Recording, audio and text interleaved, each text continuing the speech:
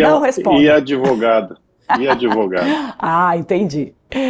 Bom, não, prazer estar contigo, Mário. Eu tô brincando, mas eu ainda vou conseguir. Já prometi até o final do ano, é minha meta de segurar o Mário até o final. Porque o Mário tem muito a dizer pra gente e conhece muito de todos esses assuntos aí que estão impactando o Brasil praticamente desde o início do ano. Na verdade, assim, nos últimos 3 anos, né, Mário? Acho que o Bolsonaro saiu da presidência da República, mas continua ali. É como se a gente tivesse dois governos ao mesmo tempo funcionando no país e tem alguns momentos que eu escrevo mais o nome do Bolsonaro do que para o próprio presidente Lula em matérias aqui. Eu imagino que você deve ter a mesma sensação aí nas suas colunas, Mário. Tem dois governos aí em paralelo no país? Bom, você é muito generosa ao dizer que eu sei de tudo. Na verdade, eu sei que nada sei, especialmente em relação ao Brasil, né? Olha, sim, é sempre o mesmo assunto e o Bolsonaro vem dominando os últimos anos, quer dizer, ele era notícia sempre quando era presidente, mas isso é um fato da vida, mas saiu da presidência e continua sendo o personagem mais importante da política brasileira. Ele é mais importante do que o próprio presidente da República, né? No sentido de que todos os holofotes, todos os movimentos dele são acompanhados, esquadrinhados, essa disputa, né, com o Supremo Tribunal Federal que começou no mandato dele e que continua agora, só que com essa moldura judicial, né? É insuportável, porque a gente o país fica parado, né? Essa prisão de ontem, que eu acho é tudo uma loucura, né? Quer dizer, ela é fruto de uma loucura autoritária do Alexandre de Moraes. Quer dizer, você não pode impedir ninguém de exercer a sua liberdade de expressão, como a gente já repetiu aqui, né, Andresa? Então, assim, você ordenar uma prisão domiciliar, né, de um sujeito porque ele apareceu na rede social de um terceiro, porque deu um alô para os correligionários dele, isso tudo é uma loucura, isso tudo não existe, né, na vida constitucional, na moldura constitucional, isso tudo é uma excrescência, né? Independentemente de ser o Bolsonaro, você entende? Quer dizer, o Bolsonaro é o que é uma figura execrável, mas figuras execráveis são protegidas pela Constituição também, né? Enfim, eu não sei, você falou na introdução ao programa que está todo mundo preocupado para saber se a agenda do Congresso vai ficar nisso. Na verdade, André, se você reparar bem, nunca deixou de ser o Bolsonaro a agenda do Congresso, quer dizer, os poucos momentos em que não foi, foram exceções, né? Isso está sempre como o Bolsonaro é sempre um personagem de fundo, né? Que volta e meia ele vem para a frente, volta e meia ele fica ali no fundo, mas ele não desaparece nunca. E o que explica isso, Mário? É uma falta de protagonismo do governo Lula ou até um interesse do governo Lula que o Bolsonaro esteja na agenda para que ele possa fazer, né, rivalizar com o Bolsonaro? A gente sabe que para o PT e para o bolsonarismo também é bom esse antagonismo, né? Eles conseguem com isso ocuparem espaços políticos, né, com públicos ali diferentes e não deixam ninguém novo aparecer, né, ali pelo meio do caminho. Mas voltando aqui à minha pergunta inicial, o que explica que o Bolsonaro continue tendo tanto protagonismo? A gente já está aí na reta final, praticamente, do governo Lula, né? Bom, para mim parece um pouco claro, né? Quer dizer, aliás, bastante claro. É o Alexandre de Moraes, é o STF, né? O STF, juntamente com o Jair Bolsonaro, eles são hoje, e eu espero não estar incorrendo em crime, porque eu já não sei mais o que é crime aqui no Brasil, né? Eles são os dois fatores de desestabilização do país, né? essa sanha em perseguir o Bolsonaro, ela já está entrando no campo, no campo da loucura, eu acho, né? Veja, o Bolsonaro já está inelegível, certo? Num país se tivesse siso, né, em Brasília, se as pessoas tivessem um pouco de racionalidade, entendeu? O Bolsonaro está inelegível, né? Você teve o 8 de janeiro, que insistem em associar a uma tentativa de golpe. Eu vou repetir aqui que eu acho, a minha impressão, e não é só a minha, é que, aliás, não é impressão, é convicção, que aquilo ali aconteceu porque não haveria golpe. Não haveria golpe. O Bolsonaro sondou para ter golpe, sondou, fez e aconteceu, ok. Mas, por exemplo, ele está inelegível, a situação, né, que eu julgo que seria interessante para o Brasil. Tá bom, Bolsonaro está inelegível, os participantes do 8 de janeiro processados, mas não com essas penas de 17 anos, não colocando velhinha na cadeia para mofar durante, sei lá, pelo menos 4, 5 anos, né? Você dá penas proporcionais aos fatos, quer dizer, não individualiza também, né, as condutas, né? Porque, enfim, virou um troço assim, virou uma baciada de condenação e sem averiguar exatamente quais são as condutas individuais, né, de cada um. Então, assim, isso tiraria um pouco o Bolsonaro dos holofotes dessa maneira, você entende? Porque, ao contrário do que disse o Luiz Roberto Barroso, o STF não derrotou o bolsonarismo. O bolsonarismo não vai morrer pelas mãos do STF. O que o STF está fazendo é incrementando o bolsonarismo, é estimulando o bolsonarismo, transformando o Jair Bolsonaro em mártir, perseguido político. Você entende? Então, se a intenção era anular o Bolsonaro e o bolsonarismo, a conduta, a estratégia é estúpida, né? Como você mesmo diz, assim, Bolsonaro não sai do noticiário. E aí, os caras têm uma capacidade de articulação em função dessa direita mundial que está bem unida e articulada. Quer dizer, eles conseguiram com que o Donald Trump sancionasse o Brasil. Olha só o tamanho desse negócio, né? Eu não estou dizendo que o STF não tinha que agir em relação aos eventuais crimes do Bolsonaro, mas eu acho que está muito estridente tudo. Estão exagerando na dose, sabe? Eu confio mais na democracia brasileira do que qualquer ministro do STF, pelo visto. Eu acho que a democracia brasileira ela é forte. Ela suportou o Jair Bolsonaro no poder, com uma pandemia. Veja, não existe situação mais radical do que essa. E suportará o Bolsonaro como candidato, e suportará o Bolsonaro se o Bolsonaro for eleito, se essa for a vontade dos eleitores. Você entende? A democracia parece, aí fica assim, não, ameaça a democracia, como se a democracia brasileira fosse uma coisa muito frágil. Não é. Não é frágil a democracia brasileira. Esse papo de que há defensores da democracia, que a democracia precisa ser protegida de uma maneira extrema, isso tudo é papo furado, sabe? É papo furado. Não estou dizendo aqui que o Bolsonaro é um democrata exemplar. Ele não é, a gente sabe que não, né? É óbvio que ele gostaria de permanecer no poder por meio de um golpe, né? Mas a democracia brasileira foi suficientemente forte para evitar isso, certo? Então, eu não entendo, Andressa. Sabe, eu fico ouvindo os nossos colegas falando democracia ameaçada, democracia... Gente, não está ameaçado, o país está aí, está funcionando. A maior ameaça à democracia é o patrimonialismo, que continua a graçar, que as pessoas ficam descrentes do governo, descrentes das instituições, né? Então, é isso, eu repito, o STF não vai não derrotou o Bolsonaro. E não vai derrotar, porque O Bolsonaro, ele não é... Veja, você ouve o Bolsonaro, dá até...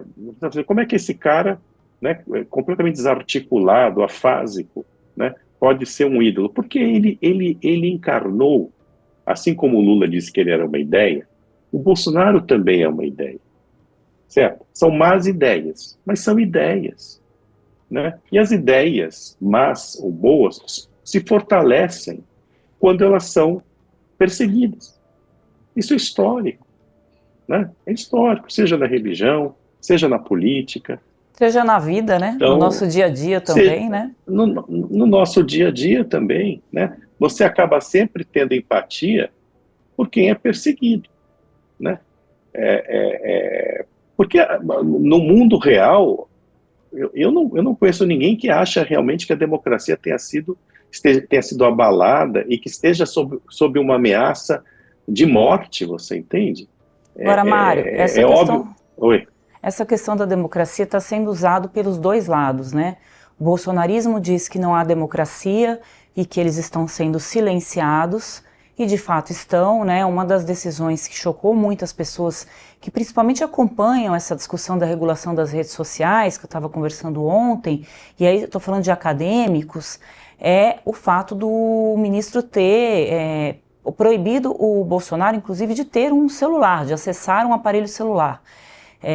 Não é só de usar as redes sociais, né, de ter acesso a um aparelho de telefone celular, nem ele nem ninguém ali da casa dele, ele não pode tirar sequer uma fotografia. Então são medidas ali que avançam um pouco, né, ao que a gente está acostumado a acompanhar. Eu estava brincando aqui ontem, Mário, que daqui a pouco ele vai proibir o Jair Bolsonaro de ler jornal impresso, né, se é que ainda existe algum jornal impresso por aí, que é a única forma ali que ainda, né, de contato do Bolsonaro com o mundo externo, digamos assim.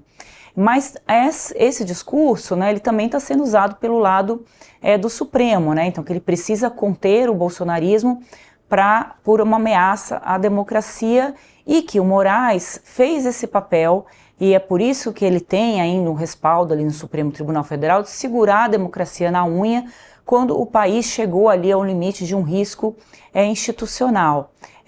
De alguma forma, você enxerga que o Moraes, em algum momento, teve este papel, mas agora está usurpando um pouco dessa conquista ali de apoio, ou não dá para acreditar a ele que o país tenha segurado a democracia em algum momento? Só rememorando aqui também, né, Mário, lá nos 4 anos do Bolsonaro, o Supremo não tinha esse discurso, né? A gente conversava muito com o Supremo sobre os discursos do Bolsonaro de ataques às instituições, né? Numa tentativa de ir minando ali a credibilidade das instituições, inclusive da imprensa. E o que a gente ouvia ali de ministros, de interlocutores dos ministros, é que não, que o Brasil era um país consolidado, que a democracia estava consolidada, e foi se minimizando durante muito tempo ali no governo Bolsonaro esses ataques aí à instituição democrática, que agora foi deixado de lado, né? E os dois lados ali têm o mesmo argumento para poder dar as suas justificativas para a questão. O Bolsonaro, o Alexandre de Moraes, em algum momento, na sua avaliação, foi o responsável por garantir que o país mantivesse a sua democracia? Ou é muito para ele? Não, isso é uma historinha que é contada, né? Veja, tudo começou com um ato que eu julgo ilegítimo, que é a abertura do inquérito das fake news, o inquérito do fim do mundo. O que nasce ilegítimo permanece ilegítimo até o final. Veja, tem um vício de nascença todo esse processo. Processos abertos de ofício, secretos, onde cabe tudo, certo? Isso não é legítimo, isso não é democrático. Você entende? Então, assim, não acho que Alexandre de Moraes teve papel nenhum. Alexandre de Moraes está tendo um papel de assular o bolsonarismo, de vitimizar o bolsonarismo, de perseguir o bolsonarismo, entende? Transformando todos em vítimas. Quer dizer, você não pode... o STF e o ministro estão passando por cima de preceitos constitucionais que são cláusulas pétreas da Constituição. sempre tem um puxadinho, dá uma jurisprudência de ocasião para justificar. Veja, eu volto a dizer, eu confio tanto na democracia brasileira que eu acho que o aparato jurídico e a Constituição dariam conta das eventuais ameaças, né, ao país, ao seu sistema democrático. Eu acho tudo isso Veja, como é que o inquérito das fake news nasceu porque um procurador chamado Diogo Castor escreveu um artigo que foi publicado no site que eu criei, certo? Um artigo em que ele dizia que a história de levar processos da Lava Jato para a justiça eleitoral era uma maneira de soltar todo mundo, de não dar a devida punição, porque a justiça eleitoral não punia ninguém como a justiça criminal. Né? Era esse o movimento que estava sendo feito na época para exterminar a Lava Jato. E aí, certo? O Dias Toffoli, que presidia o tribunal, resolveu abrir. Aí tinha, obviamente, toda a retórica do Bolsonaro, né? E aí ele resolveu abrir esse inquérito de ofício para investigar ataques ao Supremo. Foi assim que nasceu o inquérito das fake news. E ele designou o Alexandre de Moraes arbitrariamente para conduzir o inquérito. Então nasceu assim, nasceu de uma maneira esdrúxula, excêntrica, né? Eu diria até teratológica, como gostam de dizer os advogados, você entende? Então não, eu não acho que o que nasce legítimo adquire alguma legitimidade, sabe, Andresa? Não acho. A minha opinião é essa, sabe? Não... Mário, com relação à prisão, né? Você já falou um pouquinho o que você pensa com relação a isso, mas ela foi cercada ali de várias questões ali, né? Então tem todo essas imposições de medidas ao Bolsonaro, né? Que eu comentei agora, ele não pode sequer ser fotografado, tirar uma fotografia. O celular do Bolsonaro foi apreendido, então pode ser que nesse celular tenham conversas dele com o Eduardo Bolsonaro pelo WhatsApp, que é uma rede social fechada, e que o Bolsonaro estava impedido de conversar com o filho, mas não tem como monitorar o WhatsApp, a não ser que você tenha acesso aos aparelhos. Então esse aparelho pode trazer alguma informação que possa até eventualmente mudar essa condição do Bolsonaro, de sair de um regime aberto para um regime fechado. O Bolsonaro é o quarto presidente da República alvo de sanções, né? A gente teve o Lula que foi preso, o Collor está preso, o Temer foi preso e o Bolsonaro agora também está preso. Como é que a gente explica isso, né? Que pós-redemocratização, e a Dilma foi, né? Teve o mandato cassado.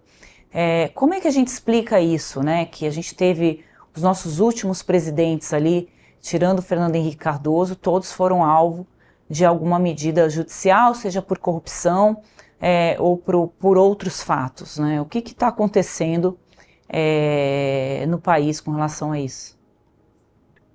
Olha, eu acho que a democracia brasileira é forte, mas os políticos são da pior laia, né? A verdade é essa. Quer dizer, a democracia resiste aos representantes que o povo elege, né? E o povo elege mal. O povo elege mal. Essa que é a verdade, né? Mas é uma A questão de política voto, desculpa te cortar, só para... É uma questão de voto, é uma questão também dos partidos políticos não estarem fazendo famosos filtros ali, né, que o Levinsky lá do eu ia Democracia chegar desse fala ponto. tanto, né? Então eu captei aqui eu a ia sua... chegar.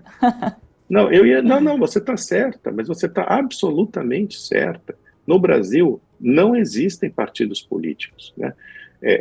Como deveriam existir. Quer dizer, um partido político, como você falou, deveria ser aquela instância que filtra, que peneira, que garimpa, né? E que pune. Os partidos políticos também têm esse papel de punir aqueles seus representantes que são pegos roubando, que são pegos em situações não éticas, enfim. Mas nós não temos partidos políticos.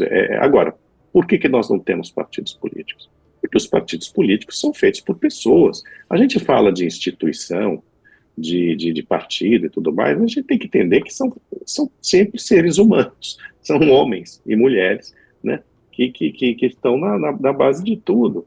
É um problema grave. O problema mais grave é que os partidos políticos viraram sorvedouros de dinheiro público.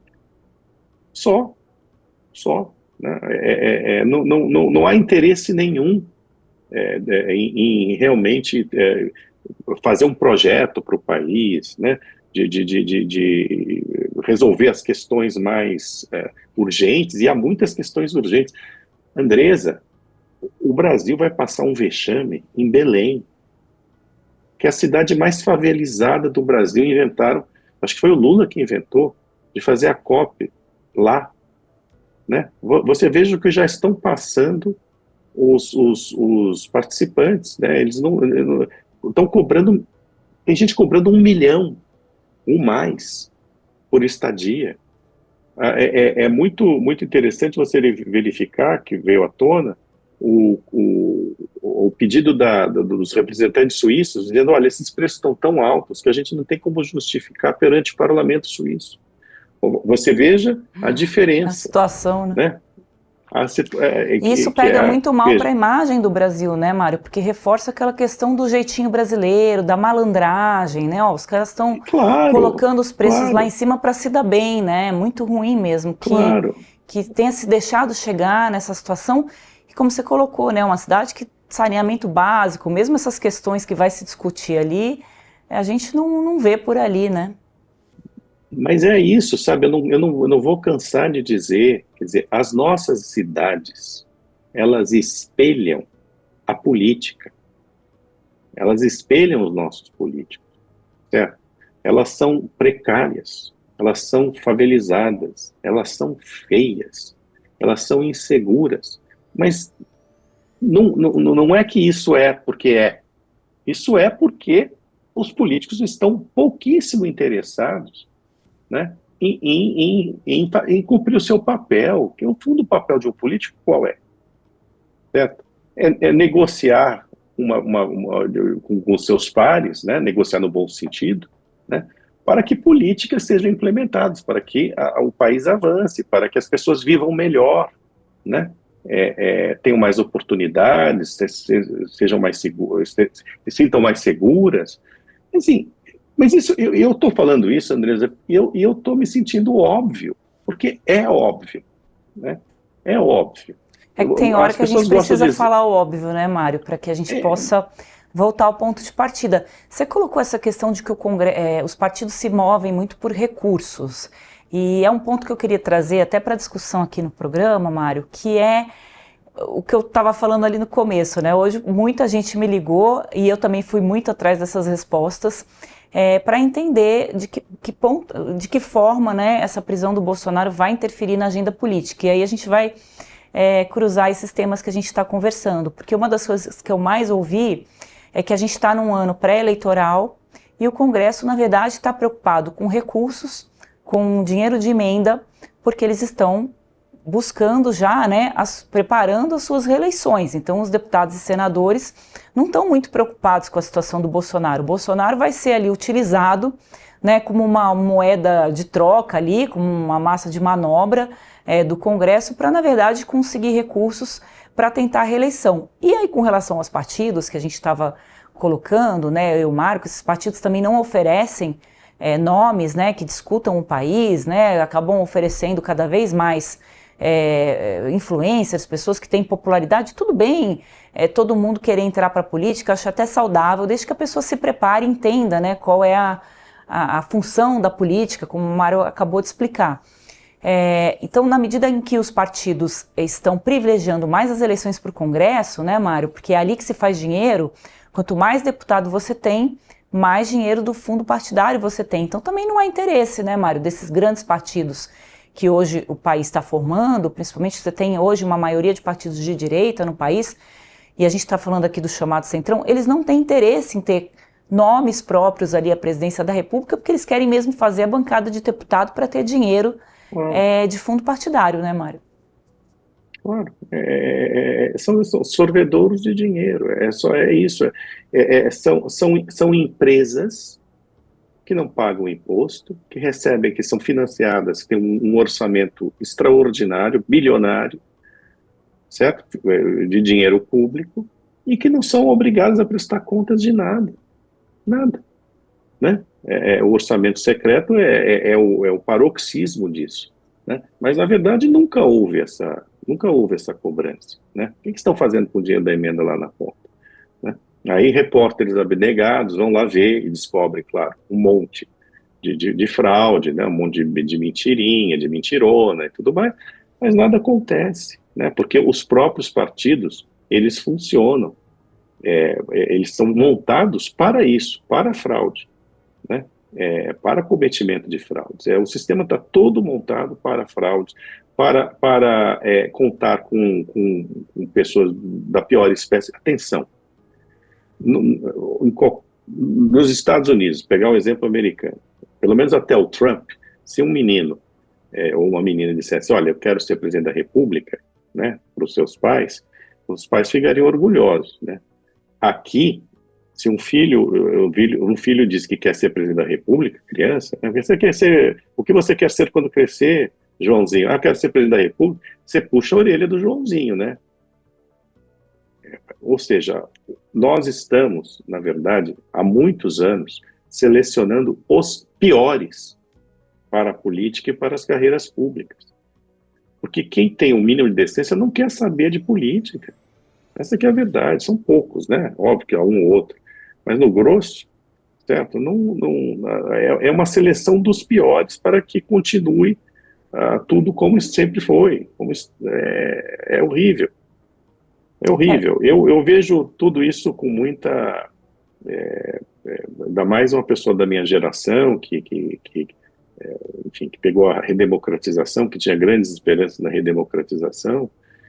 Eu acho que a nossa geração falhou miseravelmente, né? Eu já escrevi isso e eu olho com muita tristeza.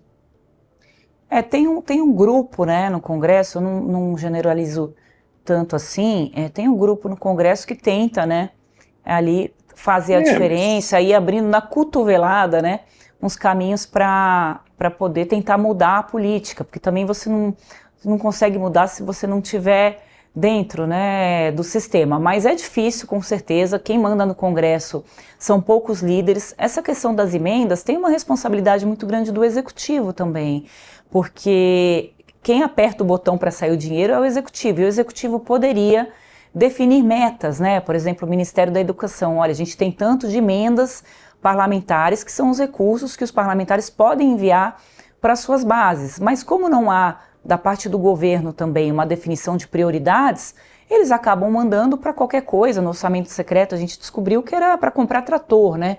De repente você tinha cidades ali pequenininhas com 15 tratores ali estacionados na cidade parados. Então, na medida que isso é uma crítica que os técnicos da Comissão de Orçamento fazem muito no Congresso, Mário, de que, olha, essa responsabilidade não é só do Congresso, ela tem que ser dividida com o Executivo, porque deveria ter grandes projetos para se direcionar. Então, todas as emendas da educação, elas têm que ser direcionadas, por exemplo, para construção de escolas, né?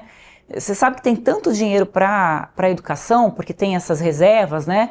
Tanto para a educação, tanto para a saúde, tem um valor, né, que precisa ser enviado, Mário, que tem escola que eles pintam 4, 5 vezes por ano, né? Não tem nem desgastou a tinta e eles ficam usando os recursos para isso, porque tem que usar o dinheiro de alguma forma. E o governo está com muito dinheiro em caixa, está segurando o dinheiro das emendas, são bilhões de reais que vai jogar lá no Congresso para, segundo uma fonte me falou hoje de manhã, comprar até a alma de quem estiver ali para conseguir aprovar os seus interesses ali da Bolsa Voto, que o Lula precisa ter também para conseguir se reeleger em 2026, apesar, né, de toda a crise política. A gente tem poucos meses para acabar o ano, Mário. A gente teve um Congresso muito parado aí, conta-se nos dedos, né, o que se votou até agora. A crise do Bolsonaro, a prisão do Bolsonaro, vai ter alguma interferência ali no Congresso ou está cada um por si e salve-se quem puder?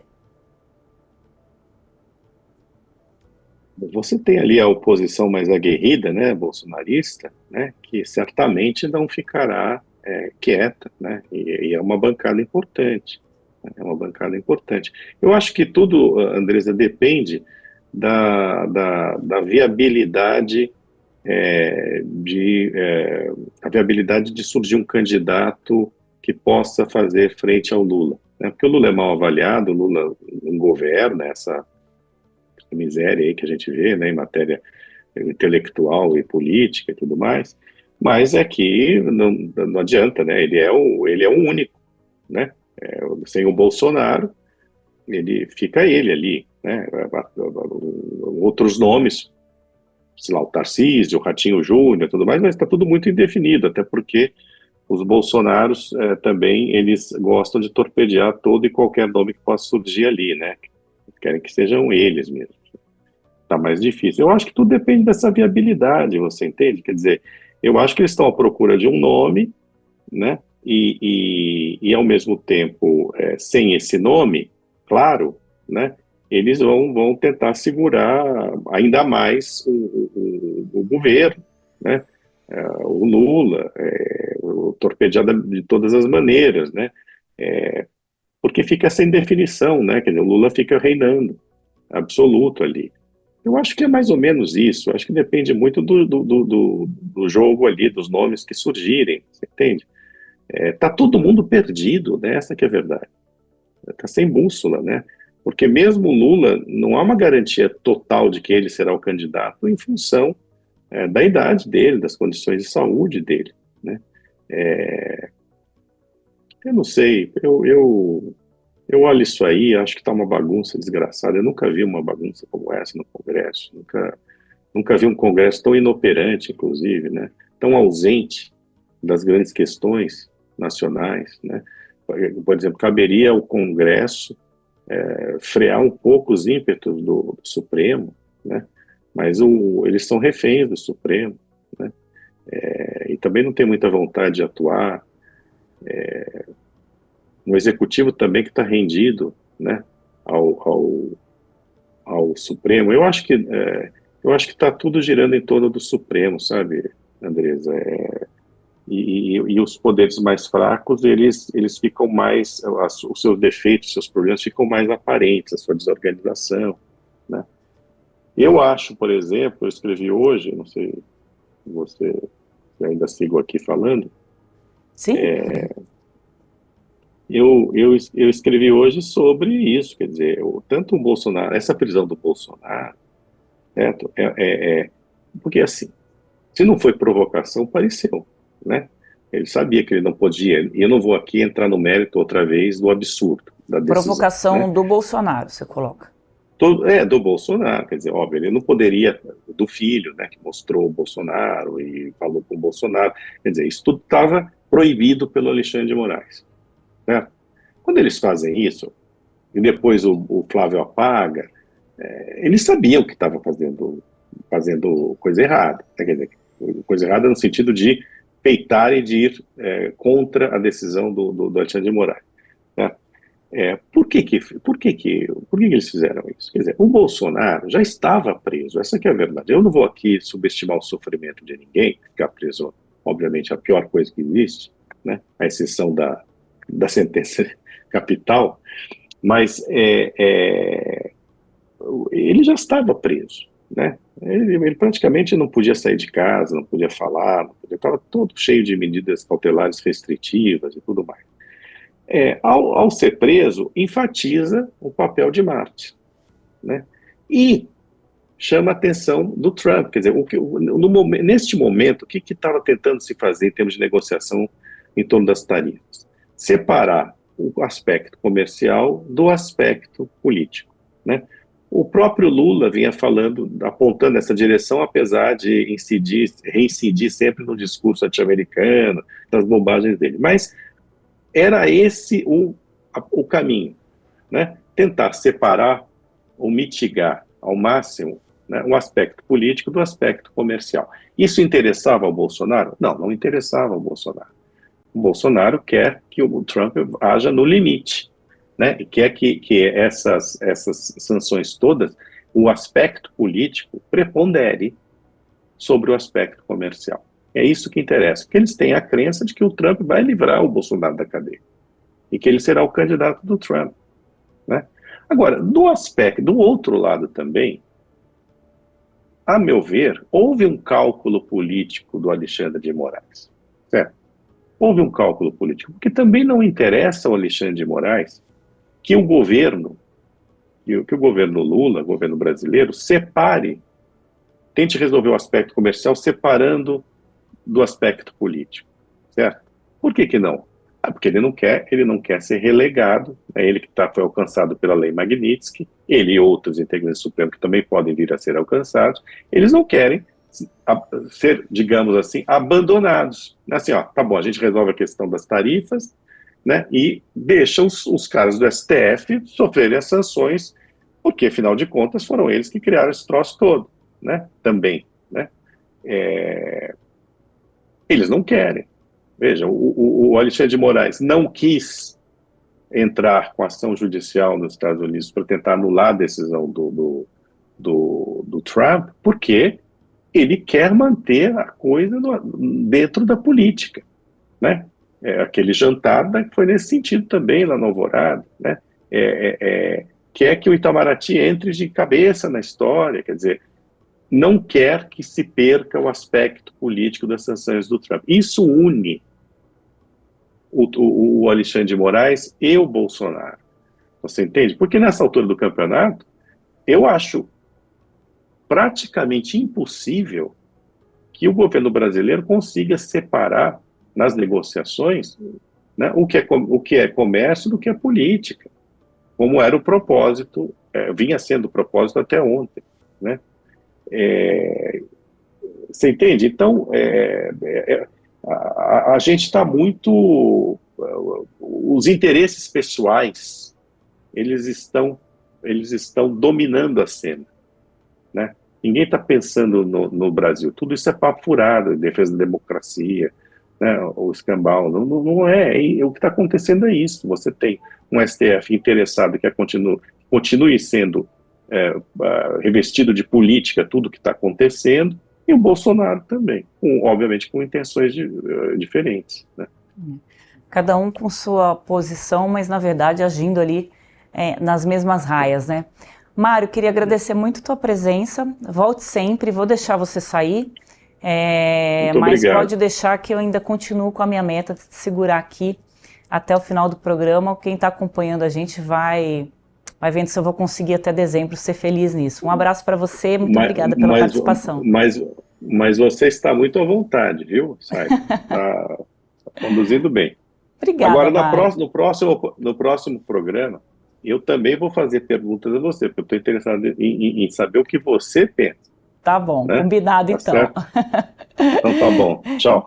Vamos ver se eu vou conseguir passar pelas perguntas do Mário. Tchau, Mário, obrigada por você. Vai. Volte sempre. Tchau. E a gente vai ouvir agora